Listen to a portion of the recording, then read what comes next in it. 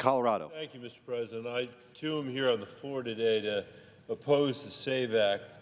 You know, today, Americans register to vote in a variety of ways that it's typically set by each state in this country. But federal law requires that Americans attest to citizenship under penalty of perjury. In Colorado, you can register online, you can register in person, you can register through the mail. It can be as easy as providing your Social Security number and signature, which every American has, through the Secretary of State's website. Alternatively, the SAVE Act would change that by requiring that all American citizens, whether registering for the first time or updating their registration, to present proof of citizenship in person, largely in the form of a passport or a birth certificate. In other words, government-issued driver's licenses, military and tribal identifications would not satisfy the bill's requirements. The SAVE Act would severely restrict online voter registration and mail-in registration and eliminate voter registration drives altogether. It would make it harder or even impossible for up to 69 million married American women who've changed their names because their last name doesn't match the one on the birth certificate.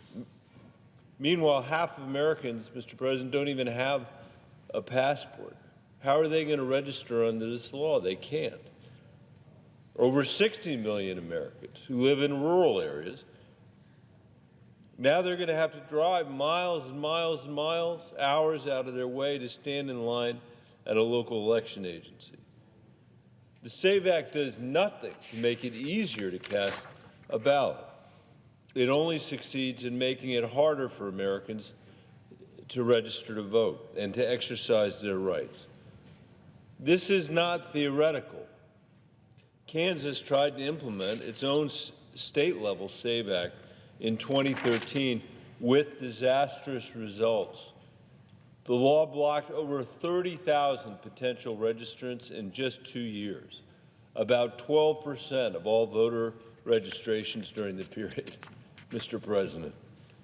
State officials acknowledged in court that over 99% of affected voters were U.S. citizens, and now even Kansas's Republican Secretary of State, who championed the bill when he was a state legislator, has warned against it, saying it didn't work out so well.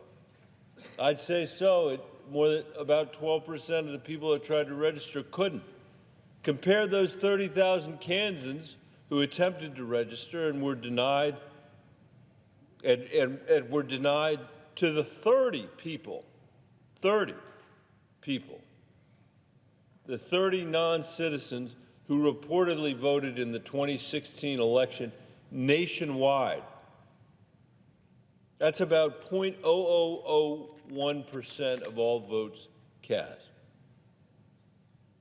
If there ever was one, this is a solution in search of a problem, Mr. President. And the only solution doesn't even work. It only makes it harder for law-abiding Americans to register to vote, for patriotic Americans to register to vote. Perhaps it would be better if this bill were modeled after the system that we have in Colorado. We have set the gold standard in my state. It's a system that actually encourages people to vote in a fraud-free system. In Colorado, we're the first state in America to complete a risk-limiting audit, the gold standard for verifying the integrity of election results to begin with.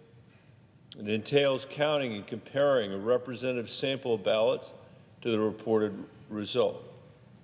To prevent hacking, none of our voting machines is attached to the internet.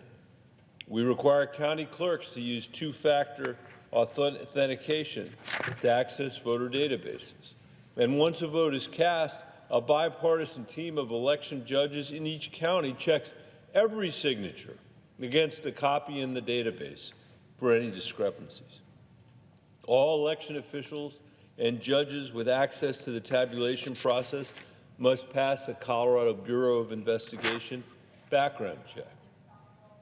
Colorado has spent years implementing top-tier cybersecurity measures and audits to prevent hackers from interfering with our electoral process. We have one of the most secure election systems of any state in the country. And because Coloradans have trust in our gold standard system, we have some of the highest voter turnout in America. That's the model we should be using across the country, in my view. Instead of wasting time and taxpayer dollars in the SAVE Act, Colorado should be implementing Colorado's practices all across the country.